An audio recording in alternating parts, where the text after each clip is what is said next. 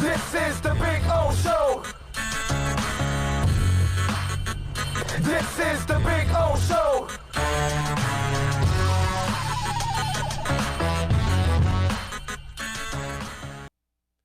Now, there is a problem here, okay, for Josh Rosen.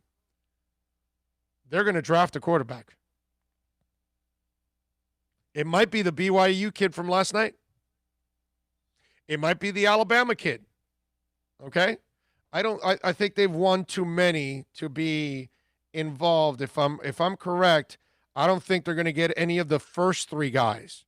Trey Lance, Justin Fields, and Trevor Lawrence. I don't think that they'll be able to get those guys if I'm correct. I can look it up now while I'm talking to you guys, and I'll tell you what the draft order is, but I'm pretty sure right now they are not in position to get any of those guys. Yeah, they're in the 12th spot.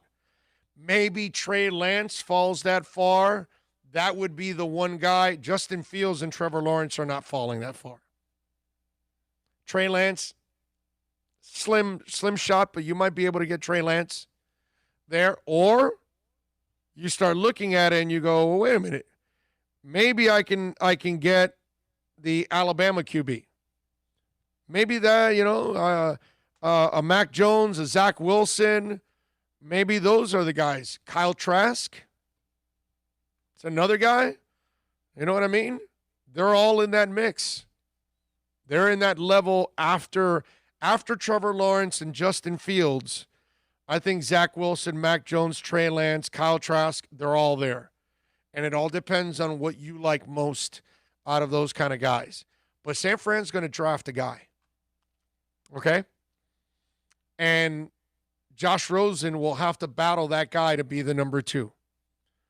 So he and his agent but they did a great job of positioning themselves at a place that at least will give them an opportunity. And they're right. But just be prepared to compete because there's going to be another young guy. I can guarantee you that. San Fran at number 12, they're going to look for another quarterback. It behooves them to do that because Jimmy Garoppolo cannot be reliable. So it's a shame. All right, 786-322-1105. Rosendo says, thanks, Drew. I've listened to Onside Radio. Just wondering, it's a 24-hour station or what programming do they have after 8? We replay the programming. Okay? We don't go to syndication or any of that. We replay the programming. And eventually we will go to midnight every night. And for those 6 hours will be best ofs. This way, when you tune into the station, you're always going to hear local talk. That's kind of the idea.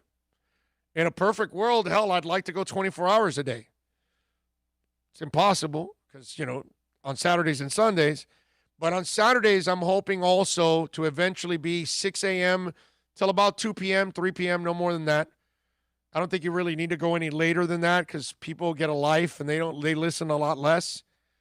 But, that's kind of the vision of it because we want to keep the local aspect to all of it. I see what goes on, and, syndication, nobody listens to syndication.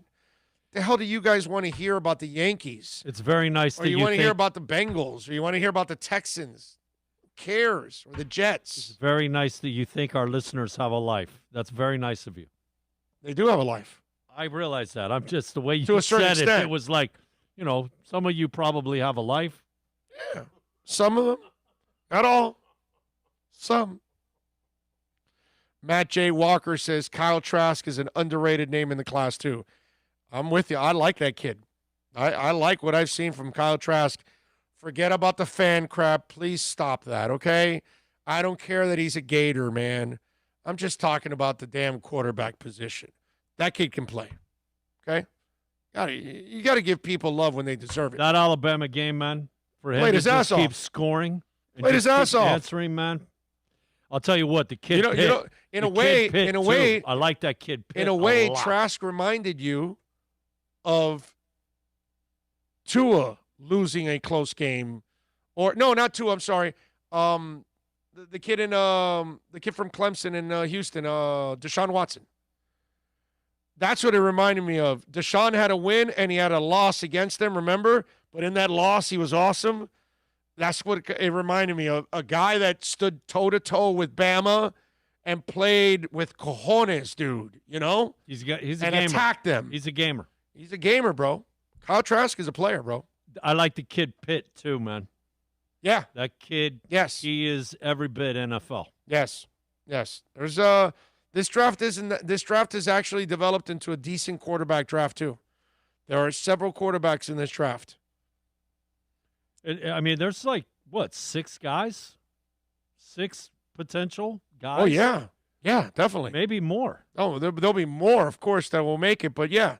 There's probably about 6 potential starters. You know what that does? Or guys that are considered that have the potential to be the physical NFL, and mental makeup to be Sunday. Starters. And you know maybe none of them make it. No, right. Hey, man, that is. You know?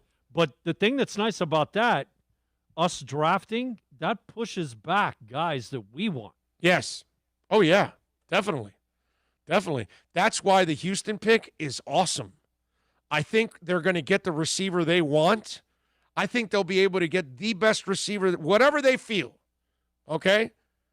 Whether it's Jamar, whether it's Devonta, whatever, you know what I mean? If you think Waddle's the guy, which I don't think so, I think he's the 3rd guy, but whatever. Whoever you think is the best, with that 5th, 6th, 7th pick in the draft, well, that's where Houston's going to end up, maybe even 4. They will get their receiver because of all those stinking quarterbacks. Oh, not only the quarterbacks, the Oregon tackle. Guaranteed he goes in front of the receiver. You bet your life Penei is going to go, what is it, Penei Sewell, I think is how it's pronounced. The Bengals have that guy eyeballed big time. How do you not get him? Yeah, man. I mean, that kid took a beating because you got to think the Jets. Eventually, that's why he Jets blew out and his Jacksonville knee. in front of him going to take a quarterback, right, on both the Jets and Jacks. Number 3 is Cincinnati. There's the tackle. Gone. Yeah, I can let me give you the as of right now, that Jacksonville quarterback, Jets quarterback, Cincinnati Penei, Carolina quarterback. What, Teddy Bridgewater? You can't win with Teddy Bridgewater. What do you think they would get? Huh? Oh, okay, but they're not going to get a receiver because they just got the young kid that they like, and he actually plays well. I forgot his name now. So, and then Atlanta's at 5. Atlanta may go quarterback too because they got an old quarterback. So Miami at 6 can get the first receiver off the board. Oh, and they picked the Alabama kid 2 years ago. Right, so they're not going to take another receiver. Miami is so set with this trade. I mean, they already got their tackle. They already replaced the guy. It's awesome. Now what you do with the next 1st and 2nd round pick from Houston, this is all gravy, dude. You realize that? This is all gravy. It's just, this may turn out to be the greatest trade in Dolphin history. Okay? Think about that. A pothead is bringing you the greatest trade in Dolphin history. All right? That is awesome. Okay? So if any of you out there have ever hated potheads, you should love them all. Because Laramie Tunsil brought you the greatest trade ever. That is awesome. Think about all of that. Philadelphia, they're not going to go quarterback. They're right after Miami.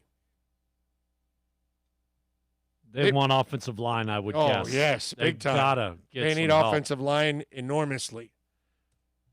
Only problem is that after Penei, I don't think that I would actually take a tackle as the 2nd pick in the draft because I don't think you take another tackle till Cosme from Texas, and that might be more in the teens. Early teens, very early teens.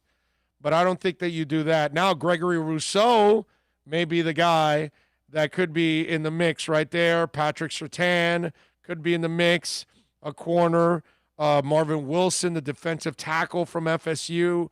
There's a couple guys out there that might be interesting for them. I like it. Big O, it's been a while. What are your thoughts on Tua since becoming a starter? I apologize if this has been discussed. Yeah, Richard, it's been discussed. I like it, man. Just check the podcast. They're all there. You've discussed it very lightly. I have. Just a little bit. Just in passing. Just touching just on in the passing. subject. I love Tua, dude. Just in short, I love Tua. I love everything that I've seen. I think he continues to prove that he's a stud. Watching him play with nothing right now and winning and adjusting and all of that, I got nothing but love for the kid. And thank you, EJA. DJ Moore is the guy that I was talking about with Carolina.